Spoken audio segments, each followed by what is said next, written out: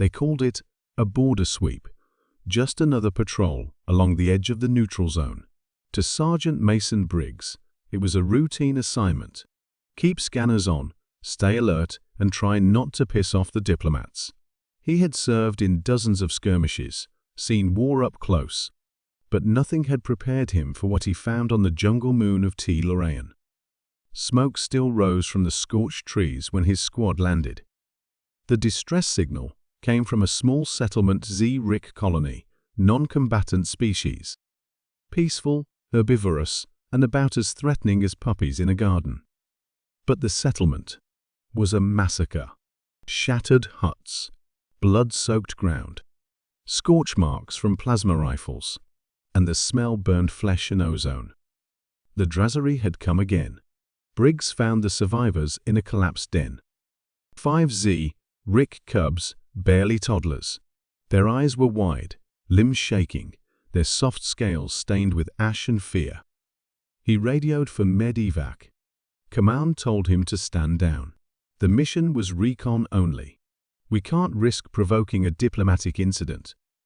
He stared at the message, then at the cubs, and then he switched off his comm. Briggs dug a trench around the den. He positioned sensor mines, thermal traps, and took cover atop a nearby ridge. He was one man, one rifle, against whatever had done this. They came at sunset.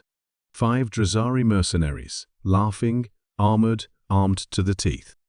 One of them carried a Z-Rick necklace, like a trophy. They weren't here for battle. They were here to clean up. Briggs didn't wait. The first merce fell to a silent shot clean through the visor. The second was vaporized by a mine. The rest scattered, roaring in their guttural tongue.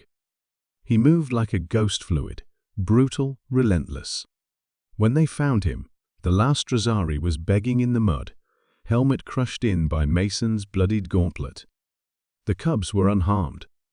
Hours later, orbital drones recorded the aftermath.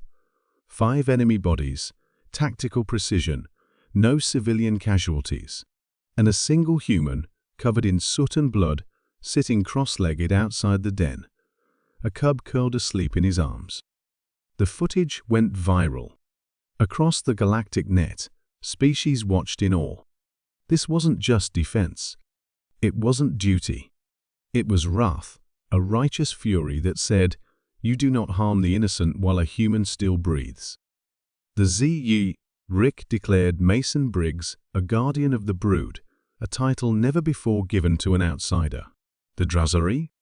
They put a bounty on his head. Didn't matter. Mason didn't care. Because the galaxy had seen it now. The myth was no longer myth. Humans didn't start wars.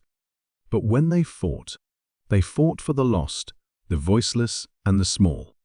And the stars would never forget that day.